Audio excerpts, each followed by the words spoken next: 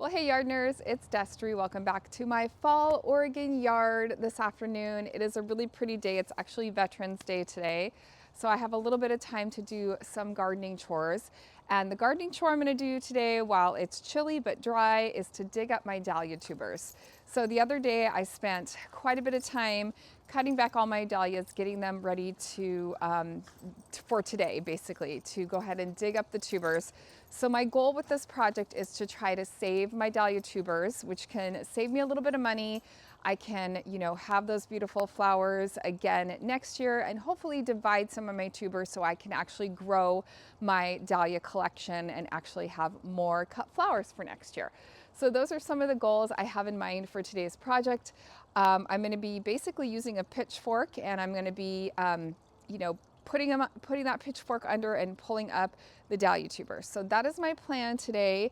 Like I said, it's a dry day here. It is supposed to rain later, so I'm kind of trying to beat the rain and trying to get all my dahlia tubers pulled up out of the ground. Then my plan is to get them all hosed off and rinsed off, and then put them someplace where they can kind of dry off for a day or two. And then I'm gonna go ahead and try to divide them this fall and then store them. So this video might be in a couple different parts. Again, today the goal is to just get them up out of the ground and rinsed off. But be sure to stay tuned to the channel so that you can see my process for how I store my dahlias over the winter. This will be my second year storing and dividing my dahlia tubers.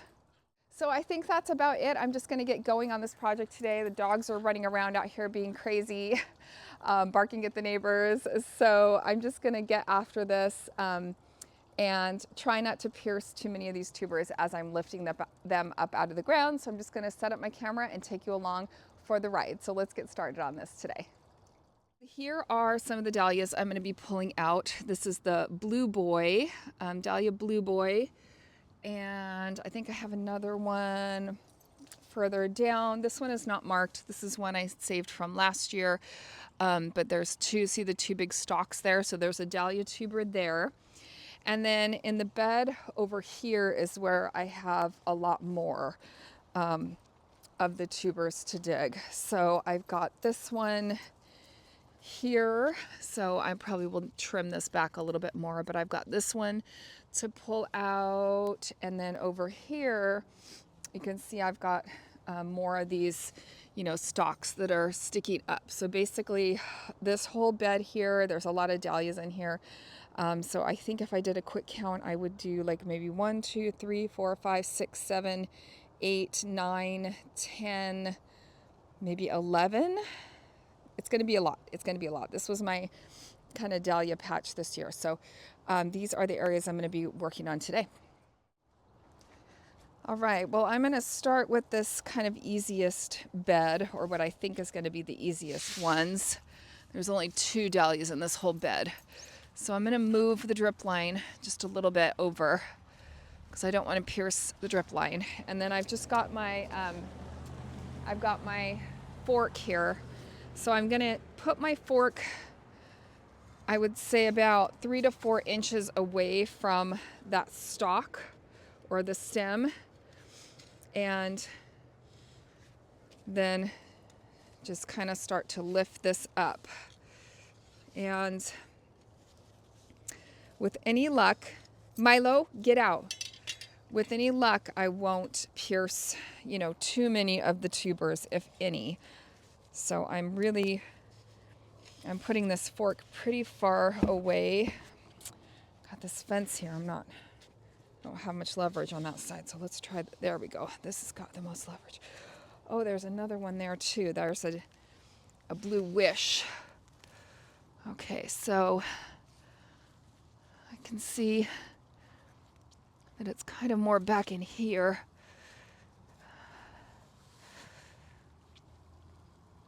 And the ground is really, really wet. It's been raining for quite a few days now. So I'm just gonna carefully pull that up.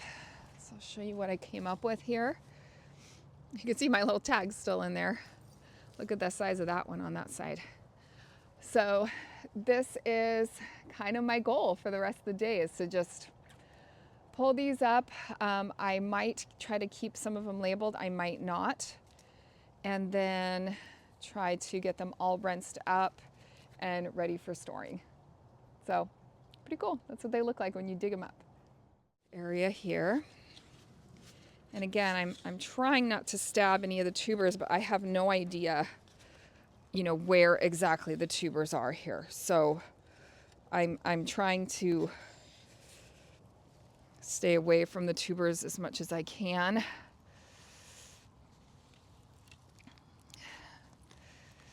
And try to carefully lift. Here we go.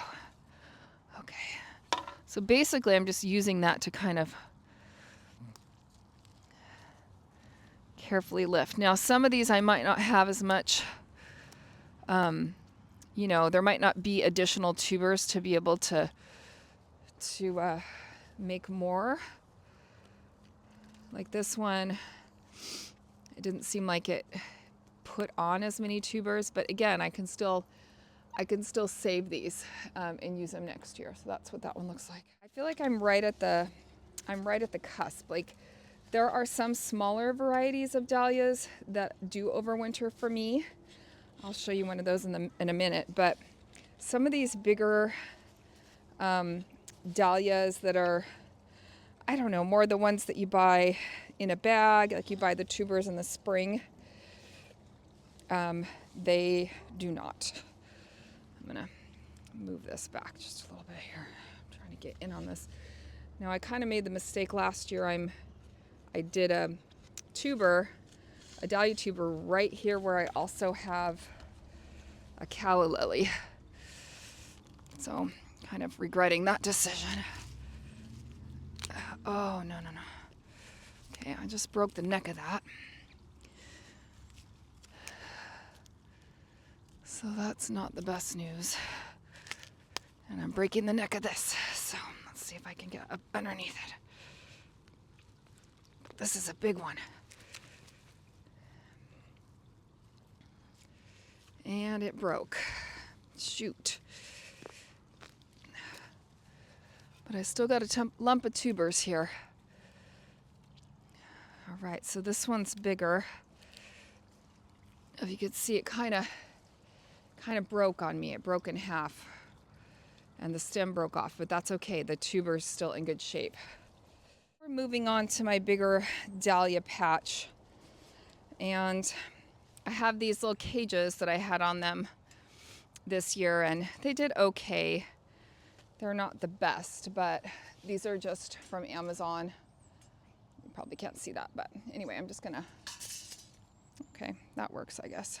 I left these up just to mark where these tubers were, but now that I'm in the process of doing this, I'm gonna move them aside. And this dahlia I'm gonna leave in the ground. This is one that is a smaller variety. The flower is smaller, and I bought it in a container this year, and it, I think, will overwinter here. Now I could be wrong, but some of the smaller varieties of dahlias, I've had pretty good luck overwintering them, but not the big, like the really impressive bloom kind of dinner plate dahlias, the ones that you really want for the cut flowers. Those ones do not overwinter for me. But occasionally, some of the smaller, kind of more like landscapey ones do. I don't know how to explain that, but I'll see if I can kind of show you one in a minute. So this one's Blue Boy. Oh no, Blue Wish. I think I had Blue Boy and Blue Wish. And so, oops. Just trying to get some of this dirt. I'm finding when I'm lifting them, they're very, very heavy. And you know, these tubers are pretty fragile, so I don't want to crack the tubers as I'm just even lifting them out. Okay. I got that one out with some success. All right, there's that one. Kind of see that there. I'm going to go put it with my pile, then I'm going to hose off.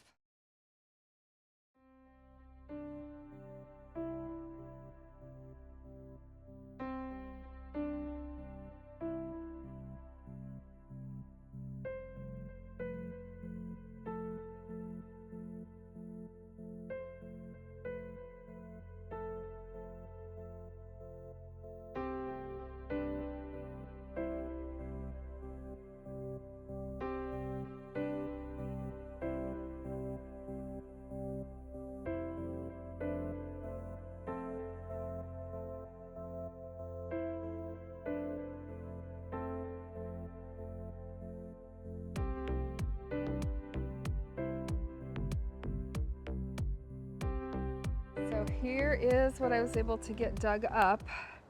I haven't done a count, but you can see they're just kind of sprawled out here on the lawn. And then it is starting to rain, which is all right, but I'm going to go ahead and with my hose, I'm going to blast them and, well, gently blast them and try to get off most of this dirt. And then try to move them probably to my covered patio so they can dry a bit. But I'm pretty happy with all the clumps I was able to get. Some of them kind of broke as I was pulling them out. But like this clump, I mean, as long as it has the body of the tuber, the neck, and an eye, they will still reproduce next year. So like this clump, this was all one clump. It was like my biggest clump. And when I pulled it out, like this piece broke away and then this piece broke away. You know what I mean? So it's like, but as long as those things are intact, I mean, that could be two totally separate plants next year. So I'll just have to evaluate, but right now my goal is to just get some of the mud knocked off of them and kind of see what I got here. And then let me show you over here what I'm talking about as far as like these smaller varieties of dahlias that I'm not removing. So this is one example of that. I don't even know, you guys, if it's a true dahlia or if it's some sort of, you know, kind of like a landscape dahlia. I need to deadhead it. But these are the ones that for me will come back. Like this one always comes back. And then I have two over on the other side that are like this too. So they're more of like a, I don't know, they're smaller. They're like a smaller variety. They're not the big like cut flower type ones. I mean, they're still gorgeous, but I don't dig those. So I have I have three over here that I left because I'm pretty certain that one of them is that variety and the other two I know are because they always come back. So these two right here always come back for me. I mean, I could dig them and divide them. That's one thing I could do but they do overwinter is what I'm trying to say. So this is the patch and you can see it's kind of a muddy mess. But then this other one is one where I think it's more like that one and it will overwinter and be fine. Now I could be totally wrong, but I'm going to give it a shot. So for now, I'm just gonna get in here with my hose and start to clean up my little dahlia tuber harvest here and then move forward with storing them for the winter and the freezing months.